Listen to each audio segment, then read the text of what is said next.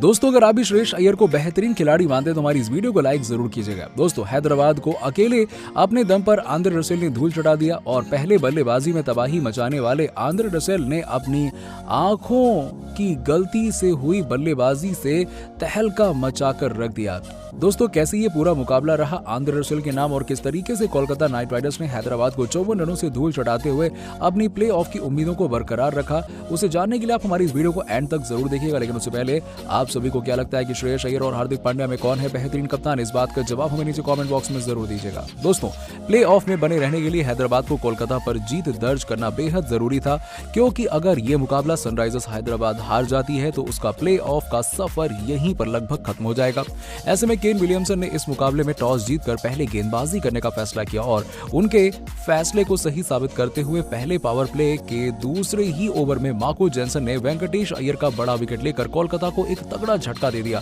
और 3 ओवर तक हैदराबाद के गेंदबाजों ने केकेआर के बल्ले को बांध कर रखा। लेकिन इसके बाद नीतीश राणा ने अच्छे हाथ दिखाते हुए पहले पावर प्ले में कोलकाता को एक ताबड़तोड़ शुरुआत दिलाई और 6 ओवर तक टीम का स्कोर 1 विकेट के नुकसान पर 55 रन था, जब तक जोड़ी खतरनाक नजर आ रही थी। और ऐसे में केन विलियमसन ने गेंद थमाई रफ्तार के सौदागर उमरान मलिक के हाथों में और पिछले कुछ मुकाबलों में अपनी फॉर्म खो चुके इस गेंदबाज ने आज तक एक महत्वपूर्ण मुकाबले में लय हासिल करते हुए अपने पहले ही ओवर में नीतीश राणा को आउट कर दिया और इसके बाद अजिंक्य रहाणे को पवेलियन भेजते हुए उन्होंने केकेआर को तीसरा झटका दे डाला। आपको बता दें कि जाने से पहले जहां नीतीश राणा ने 16 गेंदों में ताबड़तोड़ 26 रन बनाए थे, तो वहीं अजिंक्य रहाणे ने 24 गेंदों में 28 रन बनाए और अब इन दोनों ही बल्लेबाजों के जाने के बाद पारी की जिम्मेदारी थी कैप्टन श्रेयस अय्यर पर और उन्होंने आते ही कुछ अच्छे शॉट्स जरूर लगाए। लेकिन 10वें ओवर में गेंदबाजी करने आए एक बार फिर से उमरान मलिक ने अपना जलवा दिखाया और कैप्टन को भी कैच आउट कराते हुए इस गेंदबाज ने अकेले अपने दम पर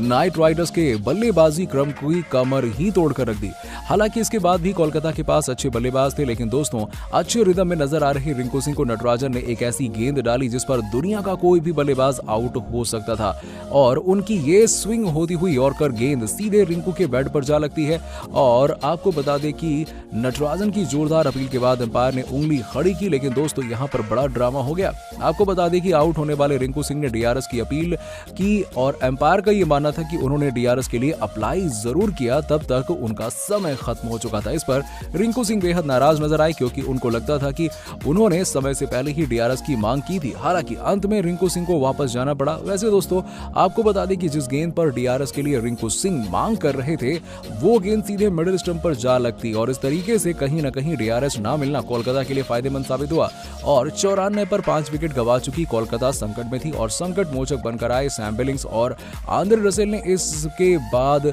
हैदराबाद के गेंदबाजों के परखच्चे उड़ाकर रख दिए। जी हां, इन दोनों ही बल्लेबाजों ने पहले तो कोलकाता की पारी को संभालते हुए 16 ओवर तक 129 रन के पार पहुंचा दिया स्कोर और जब सबको ये लग रहा था कि कोलकाता नाइट राइडर्स 150 से 155 रन बना पाएगी, तब आंद्रे रसेल ने वो किया जिसके लिए वो जाने जाते हैं। जी हां दोस्तों, भले ही 19वें ओवर में आउट हो गए, लेकिन आंद्रे रसेल ने अपने बल्ले का तूफान बरकरार रखा। उन्होंने आखिरी ओवर में गेंदबाजी करने आए वाशिंगटन सुंदर की 3 गेंदों पर 3 छक्के लगाए और कुल 20 रन ठोंक डाले और आंद्रे रसेल की बदौलत कोलकाता 177 रन बनाने में कामयाब हो गई और ये इस विकेट पर एक बड़ा टारगेट था। दोस्तों आपको बता दें कि जाने से पहले सैम बिलिंग्स ने भी अच्छी बल्लेबाजी की थी और उन्होंने 29 गेंदों में 34 रन बनाकर आंद्रे रसेल का अच्छा साथ निभाया था। उन्होंने अपनी पारी में 3 चौके और 1 छक्का भी लगाया था। वहीं हैदराबाद की तरफ से सबसे ज्यादा विकेट जम्मू कश्मीर के सुपरफास्ट तेज गेंदबाज उमरान मलिक ने लिया, जिन्होंने 3 सफलताएं हासिल की और भुवनेश्वर कुमार, मार्को जेनसन और नटराजन को एक सफलता हाथ लगी थी। दोस्तों अब हैदराबाद को अपनी प्लेऑफ की उम्मीदों को बरकरार रखने के लिए 178 रन बनाने थे और कैप्टन केन विलियमसन का चलना बेहद जरूरी था। लेकिन दोस्तों पहले पावर प्ले में ओपनिंग करने के लिए आए दोनों ही बल्लेबाज और केकेआर के गेंदबाजों के बीच में कड़ा संघर्ष देखने को मिला और एक तरफ जहां अभिषेक शर्मा बेहतरीन बल्लेबाजी कर रहे थे तो वहीं दूसरे छोर पर विलियमसन स्ट्रगल करते हुए नजर आ रहे थे और कई दफा केकेआर के गेंदबाजों ने उन्हें लगभग आउट कर दिया। लेकिन किस्मत के धनी विलियमसन क्रीज पर मौजूद थे और यदि हैदराबाद को जीतना था तो उनका चलना बेहद जरूरी था और ऐसे में बहादुरी दिखाते हुए हैदराबाद के कप्तान केकेआर के गेंदबाजों का डट कर सामना कर रहे थे। लेकिन इसके बाद बल्ले से तूफान मचा चुके ऑलराउंडर आंद्रे रसेल ने आते ही 5वें ओवर में दूसरी गेंद पर कैप्टन केन विलियमसन का संघर्ष खत्म कर दिया और आपको बता दें कि क्लीन बोल्ड करते हुए उन्होंने 17 गेंदों में 9 रन बनाने वाले विलियमसन की पारी का अंत कर दिया। और इसके बाद बल्लेबाजी करने के लिए आए राहुल त्रिपाठी भी ज्यादा देर तक बल्लेबाजी नहीं कर पाए और उन्होंने टिम साउदी को क्लीन बोल्ड कर दिया और इसके बाद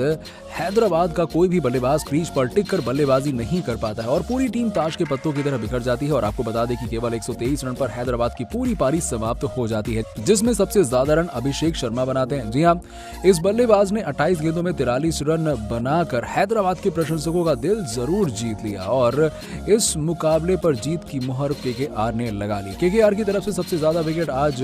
सबसे ज्यादा रन बनाने वाले आंद्रे रसेल ने लिए। जी हाँ, पहले बल्ले से तूफान मचाया और उसके बाद गेंदबाजी करने आए तो अपने 4 ओवर के स्पेल में 22 रन देते हुए उन्होंने 3 बल्लेबाजों को अपना शिकार बनाया। वहीं टिम साउदी ने भी 2 बल्लेबाजों को आउट कर दिया और उमेश यादव, सुनील नारायण और वरुण चक्रवर्ती को एक एक विकेट मिला। और दोस्तों, इसी के साथ ही केकेआर की उम्मीदें अब भी बरकरार हैं, पॉइंट्स टेबल में 6वें पायदान पर पहुंच चुकी है। दोस्तों, आपको क्या लगता है कि केकेआर अभी सेमीफाइनल में पहुंच सकती है या फिर नहीं? इस बात का जवाब हमें नीचे कमेंट सेक्शन में जरूर दीजिएगा।